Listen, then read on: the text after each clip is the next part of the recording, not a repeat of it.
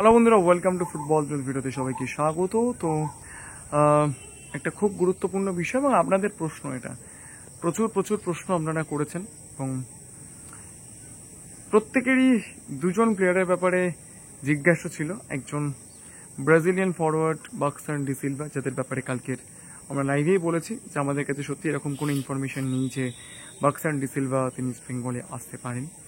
আরেকজন প্লেয়ার মোরাদ বাটনা, এবং যে প্লেয়ারটির সঙ্গে একটা লিঙ্ক আপের খবর আমাদের চ্যানেল থেকে দেওয়া হয়েছিল এবং অন্যান্য অনেক চ্যানেল থেকেই দেওয়া হয়েছিল, যে শোনা গিয়েছিল যে থংবয় সিংটো তিনি গিয়েছেন সৌদি আরবিয়াতে। সেখানে মোরাদ বাটনা তিনি এই মুহূর্তে যে ক্লাবে খেলেন অর্থাৎ আল ফাতে এফসি, সে আল ফাতে এফসির ম্যাচ তিনি দেখেছিলেন, আল হিলাল ভার্সেস আল ফাতের ম্যাচ। এবং মোরাদ বাটনার এজেন্টের সঙ্গেও তার নাকি একটা ইনিশিয়ালি কথাবার্তা হয়েছিল, এরকম কথা আমরা শুনেছিলাম।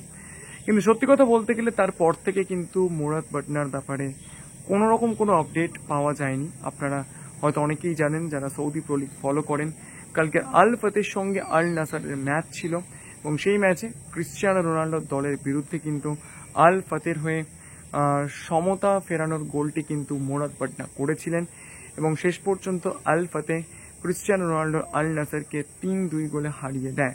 তো তারপর থেকে ইস্টবেঙ্গল সমর্থকদের মনে একটা আশা আশঙ্কার মেঘ তৈরি হয়েছে, তাহলে কি মোরাদ বাটনা আল ফাতে থেকে ইস্টবেঙ্গলে মুভ করবেন? আমি বলবো, যদি স্পেকুলেশনের দিক থেকে ধরেন তাহলে অবশ্যই অনেক রকম কথাবার্তা বলা যায়, কিন্তু যদি রিয়েলিটি বলেন তাহলে ব্যাপারটা কিন্তু কঠিন, আমি এটুকু বলতে পারি। এবং আমার কাছে মানে যারা যারা আমাদের কাছে জিজ্ঞেস করেছিলেন, এইটুকু বলতে পারি যে ফুটবল দুনিয়ার কাছে ওই যে ফেসটা ছিল যে থংবয় সিং তো কথা বলেছেন, তারপর থেকে কিন্তু আর কোনো আপডেট আসেনি।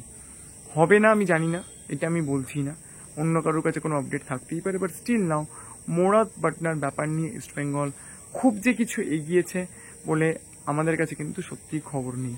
তো যারা যারা জিজ্ঞেস করেছিলেন, আপনাদের জন্য ভিডিওটা, যদি ভিডিওটা ভালো লাগে প্লিজ একটু চ্যানেলটাকে লাইক, শেয়ার, সাবস্ক্রাইব করতে ভুলবেন না। Thank you so much to all of you.